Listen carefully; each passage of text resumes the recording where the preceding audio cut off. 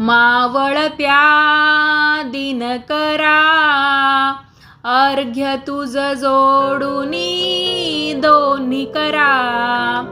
जो तो वंदन करी उगवत्या जो तो पाठ फिरवी मावळत्या. रीत जगाची ही रे सवित्या स्वार्थ परायण परा. मावळत्या दिनकरा अर्घ्य तुझ जोडुनी दोन्ही करा.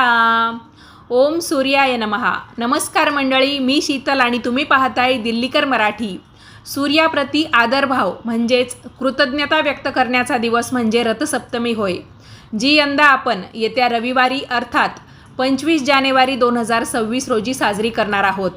या व्हिडिओमध्ये मी तुम्हाला रथसप्तमीची संपूर्ण माहिती सांगणार आहे.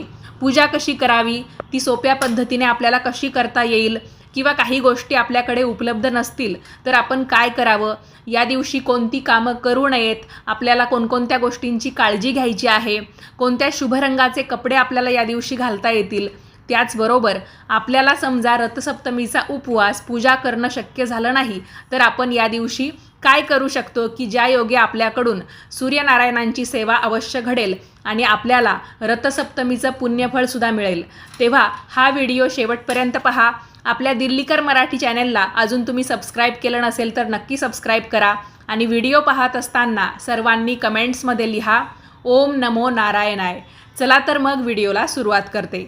यंदाची सूर्यसप्तमी अर्थात रथसप्तमी ही रविवारच्या दिवशी येणं खरं तर हा एक अत्यंत दुर्मिळ असा योगायोग ठरणार आहे. कारण सूर्याचं एक नाव आहे रवी. सूर्याला जगतचालक असंही म्हटलं जातं. सूर्य स्वतः एक तारा आहेत, त्यामुळे आठवड्याच्या पहिल्या वाराला रविवार हे नाव मिळालेलं आहे. माघ शुक्ल सप्तमीला दरवर्षी आपण सूर्यनारायणांचा जन्मदिवस रथसप्तमी, सूर्यसप्तमी, माघ सप्तमी किंवा अचला सप्तमी अशा वेगवेगळ्या नावांनी साजरा करतो. दरवर्षी वेगवेगळ्या वारी रथसप्तमी येत असते, पण ऐन 2026 या वर्षामध्ये सूर्यनारायणांचा जन्मदिवस हा त्यांच्याच रविवारी आल्यामुळे हा आपल्यासाठी खूप मोठा किंवा दुर्मिळ असा योगायोग ठरणार आहे. हा दुर्मिळ योगायोग आपण कशा प्रकारे सार्थ करू शकतो किंवा हा दिवस सत्कारणी कसा लावू शकतो याचीच एक एक करून माहिती मी तुम्हाला आता देणार आहे. तर आपल्याला रथसप्तमीच्या दिवशी रविवार जरी असला तरी पण सकाळी सूर्योदयाच्या आतच उठायचं आहे. याला खूप मोठं कारण आहे.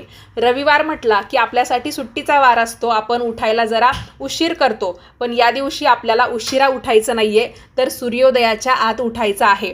सूर्योदयाच्या आत आपल्या घराची झाडझूड झाली पाहिजे, म्हणजे स्वच्छतेची कामं झाली पाहिजे. कारण आपल्याला दिवसभरामध्ये झाडझुडीचं किंवा स्वच्छतेचं कोणतंही काम करायचं नाही आहे. अजून एक महत्त्वाची गोष्ट, सूर्योदयाच्या आतच आपल्याला अंघोळ करायची आहे. ती कशासाठी? पहिलं म्हणजे आपल्याला सूर्योदयाच्या आतच केस विंचरून घेता येईल. कारण सूर्याच्या संबंधित जेव्हा काही सणवार आपण साजरे करतो, मग रविवारचा उपवास जरी आपण साधा म्हणजे पूर्ण वर्षभरात करत असू तरी आपल्याला हाच नियम पाळायचा असतो. म्हणजे जो व्यक्ती रविवारचं व्रत करतो सूर्यनारायणांसाठी, तर त्याने त्या दिवशी सकाळी लवकर उठून अंघोळ करायची असते. मग ती स्त्री असेल, पुरुष असेल किंवा कुमार कुमारिका कोणीही असेल, तरी पण सूर्यनारायणांचं व्रत करणाऱ्याने त्या दिवशी सकाळी लवकर उठून अंघोळ करून आपले केस विंचरून घ्यायचे असतात. आपल्याला दिवसभरात त्यानंतर केस विंचरता येत नाही. तर आपल्याला या रथसप्तमीच्या दिवशीसुद्धा हाच नियम पाळायचा आहे.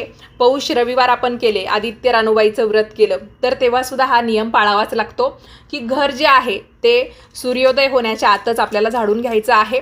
त्याचबरोबर आपल्याला आपले जे केस असतात तर ते सुद्धा सूर्योदय होण्याच्या आतच विंचरून घ्यायचे असतात. दुसरं महत्त्वाचं कारण हे की आपल्याला सूर्योदय होण्याच्या आतच अंघोळ करायची असते, ते यासाठी की आपल्याला सूर्यपूजेची योग्य ती वेळ साधता येईल. भलेही रथसप्तमीची पूजा आपण दुपारी 12 वाजेच्या आत कधीही केली, कधीही मांडली तरी चालतं. म्हणजे अगदी सूर्योदयापासून दुपारी 12 वाजेच्या आत तुम्हाला जी वेळ सोयीस्कर होईल तेव्हा तुम्ही रथसप्तमीची पूजा मांडून करू शकता. पण प्रत्यक्ष सूर्यनारायण जे आहेत ते आपल्याला दररोज सकाळी दिसतातच, खरोखरचे सूर्यनारायण दिसतात. इथे आपण त्यांची प्रतिकृती मांडून जी पूजा करणार असतो रथसप्तमीला, तर त्यासाठी थोडासा उशीर केला तर चालेल. पण जे सूर्यनारायण खरोखरचे आहेत, जे आपल्याला दररोजच दिसतात, तर त्यांची पूजा आपल्याला अगदी सूर्य उगवण्याच्या आत करायची असते. म्हणूनच सूर्योदय होण्याच्या आत आपली अंघोळ झालेली असावी. आणि अंघोळीच्या पाण्यामध्ये या दिवशी तुम्ही पांढऱ्या तिळांचा वापर केला तर अतिउत्तम. कारण पौष महिना असेल, माघ महिना असेल, तर ते सूर्यपूजेचे महिने आहेत आणि या महिन्यामध्ये तिळाचा जास्तीत जास्त वापर केला जातो. आता रथसप्तमीनंतर आपल्याला हळदी कुंकू करता येणार नाही आहे किंवा बोरन्हाण करता येणार नाही आहे, तर मग तिळाचा जो वापर आहे तो आपण अंघोळीच्या पाण्यामध्ये सुद्धा अवश्य करावा. किंवा तुम्हाला काही दानधर्म करायचा राहून गेलेला असेल, मकर संक्रांतीच्या निमित्ताने म्हणा, किंवा तुम्ही दरवर्षी पौष किंवा माघ महिन्यामध्ये तिळाचं काहीतरी दान करतात, तर ते सुद्धा तुम्ही या निमित्ताने करू शकता.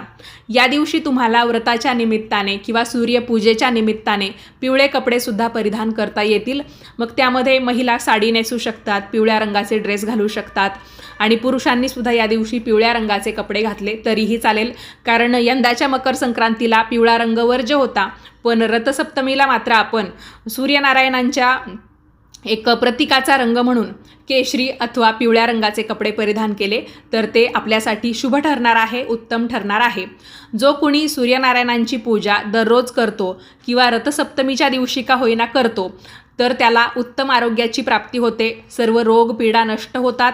त्याचबरोबर त्या व्यक्तीमध्ये प्रचंड आत्मविश्वास येत असतो.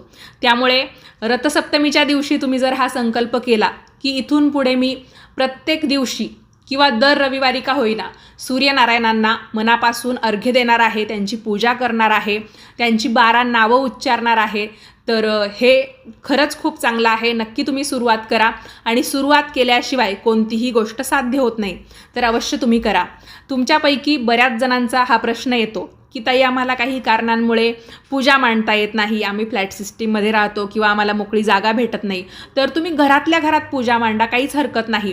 पण अगदीच काही सबळ कारण असेल की पूजा मांडणं, पूजा करणं, उपवास करणं शक्य होत नाही, किंवा आता तुमचं वय झालेलं आहे किंवा आरोग्याच्या समस्या, बरीच काही कारणं असू शकतात, तर या कारणांमुळे तुमची इच्छा असूनसुद्धा तुम्ही जर रथसप्तमीचा उपवास करू शकत नसाल, पूजा मांडू शकत नसाल, तर या दिवशी तुम्ही सूर्यनारायणांची 12 नावं जरी उच्चारली तरीसुद्धा चालणार आहे.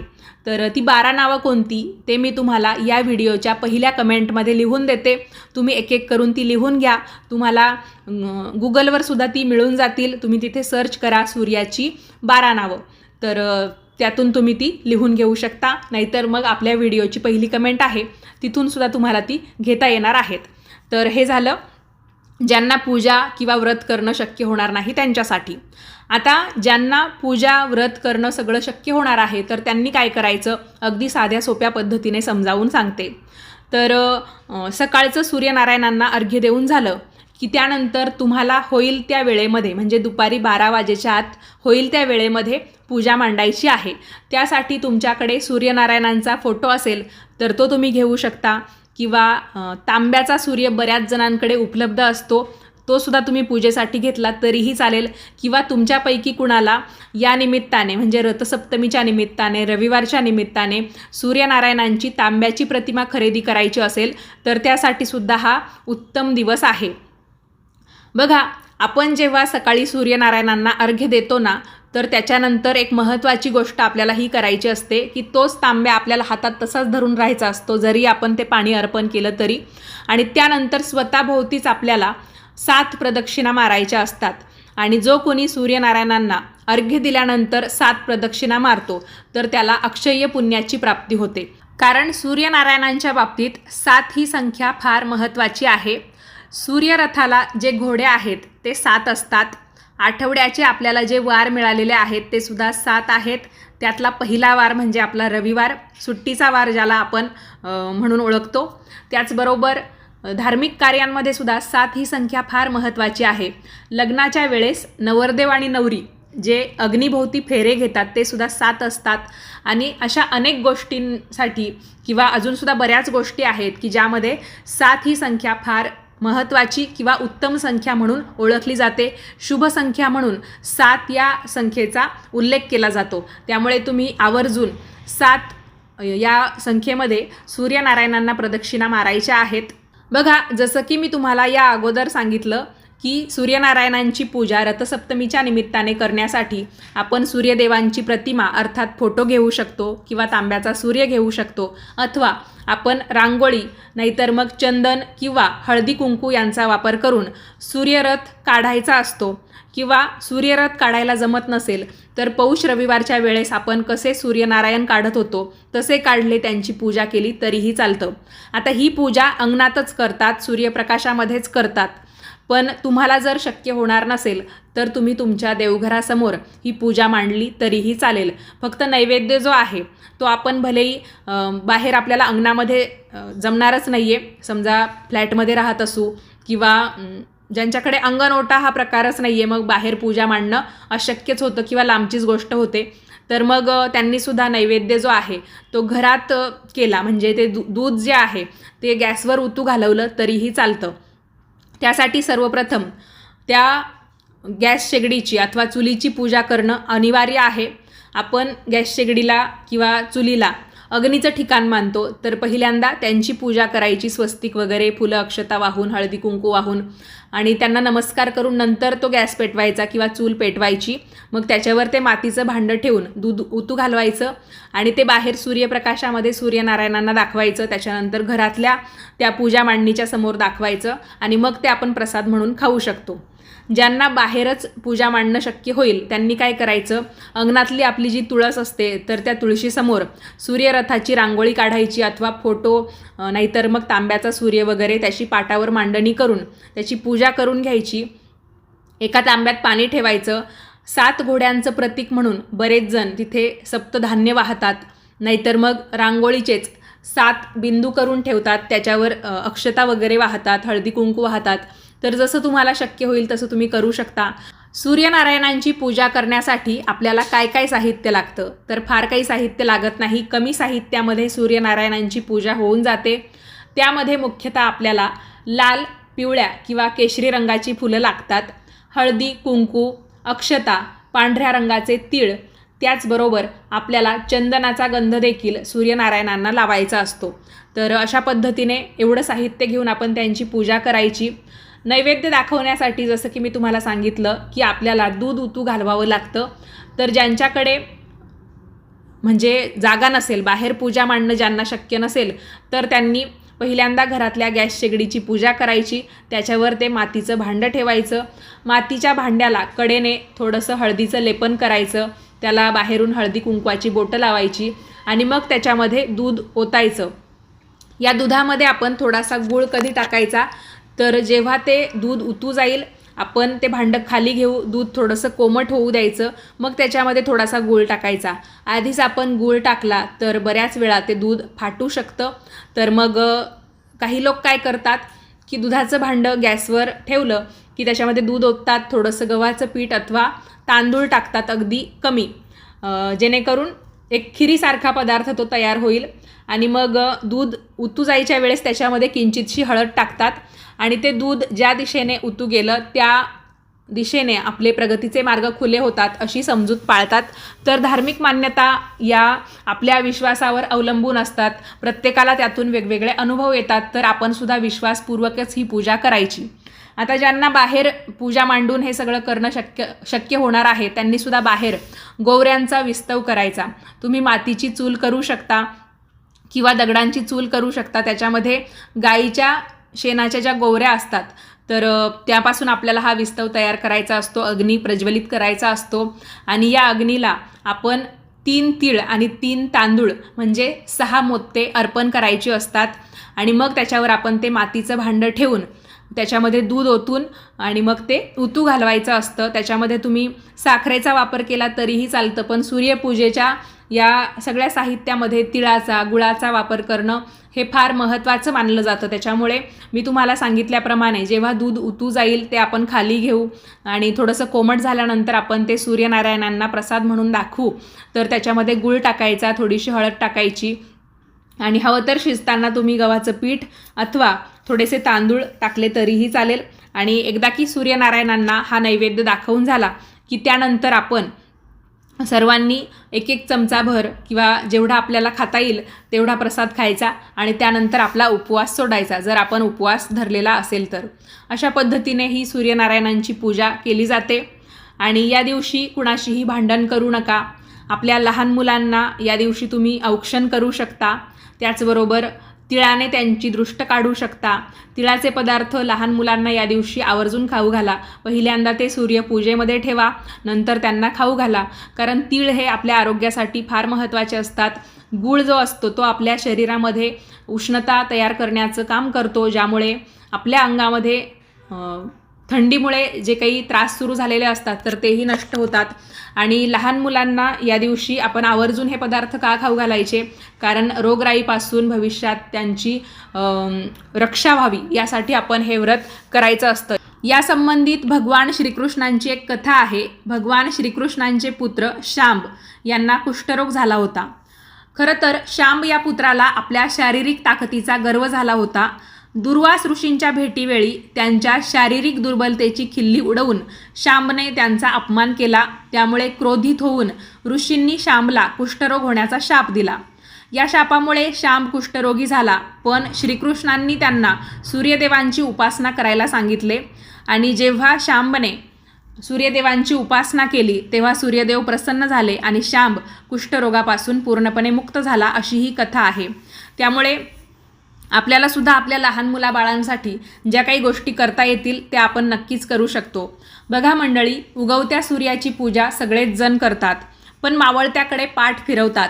आता बऱ्याच जणांना सूर्यास्त देखील पाहायला आवडतो, ती गोष्ट वेगळी.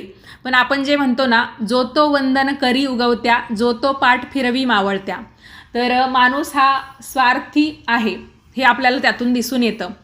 तर सूर्याच्या बाबतीत आपल्याला एक गोष्ट पाहायला मिळते की ज्याची केवळ सुरुवातच नाही, म्हणजे ज्याचा केवळ उदयच नाही तर अस्त देखील सुंदर असतो. तर ती गोष्ट आपल्याला सूर्यदेवांकडून शिकायची आहे. त्यामुळे सूर्यदेवांकडून शिकण्यासारख्या ज्या काही गोष्टी आहेत त्या आपण या रथसप्तमीच्या निमित्ताने, सूर्यसप्तमीच्या निमित्ताने नक्की आत्मसात कराव्या, जेणेकरून आपल्यात देखील खूप चांगले चांगले बदल घडतील आणि आपण सुद्धा एक चांगला माणूस म्हणून पुढे जगू शकू. तर मंडळी, या व्हिडिओमध्ये मी तुम्हाला रथसप्तमीच्या निमित्ताने बरीच काही माहिती सांगितली.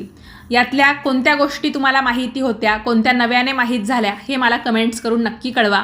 तुमच्याकडे रथसप्तमी साजरी होते का, आणि होत असेल तर ती कशा पद्धतीने होते हे सुद्धा सांगायला अजिबात विसरू नका. तेवढंच वेगवेगळ्या भागांमध्ये सणवार नक्की कसे साजरे होतात याबद्दल आम्हाला सुद्धा माहिती होते. तर चला भेटूयात पुढच्याच नवीन व्हिडिओमध्ये. तोपर्यंत सर्वांनी काळजी घ्या आणि याच पद्धतीचे नवनवीन माहितीचे व्हिडिओ दररोज पाहण्यासाठी आजच आपल्या दिल्लीकर मराठी या यूट्यूब वाहिनीला नक्की सबस्क्राईब करा.